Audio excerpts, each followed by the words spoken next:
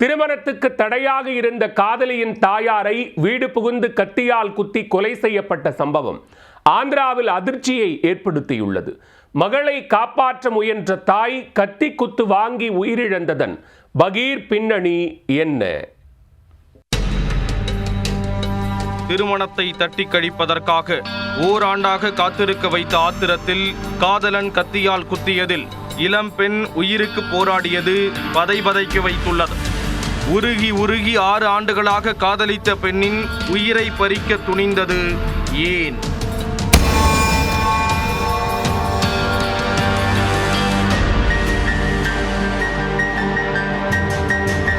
ஆந்திர மாநிலம் விசாகப்பட்டினத்தில் உள்ள சுயம் குருஷி நகரில் லக்ஷ்மி என்பவர் தனது 20 வயது மகள் தீபிகாவுடன் வசித்து வந்தார்.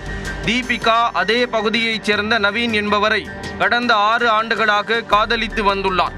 நவீன் நடவடிக்கைகள் சரியில்லாத காரணத்தால் மகளின் காதலுக்கு அவரின் தாயார் லக்ஷ்மி கடும் எதிர்ப்பு தெரிவித்துள்ளார்.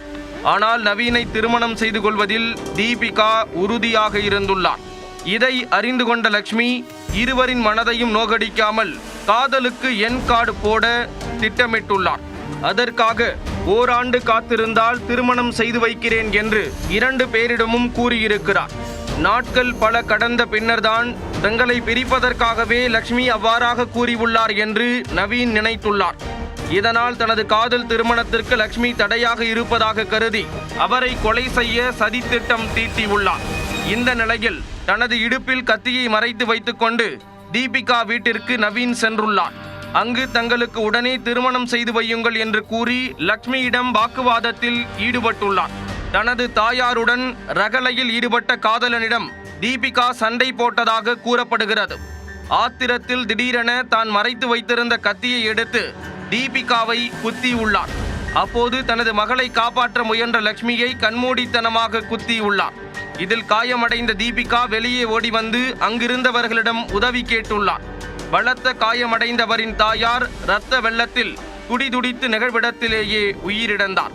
தகவலறிந்து விரைந்து வந்த மதுரவாடா போலீசார் தீபிகாவை மீட்டு மருத்துவமனையில் அனுமதித்தனர். ஆபத்தான நிலையில் அவருக்கு தீவிர சிகிச்சை அளிக்கப்பட்டு வருகிறது. இச்சம்பவம் குறித்து வழக்கு பதிவு செய்த போலீசார் விசாகப்பட்டினத்தில் பதுங்கியிருந்த நவீனை கைது செய்து விசாரணை மேற்கொண்டு வருகின்றனர். திருமணத்திற்கு தடையாக இருந்த காதலியின் தாயாரை வீடு புகுந்து இளைஞர் கத்தியால் குத்தி கொலை செய்த சம்பவம் ஆந்திராவில் அதிர்ச்சியை ஏற்படுத்தியுள்ளது.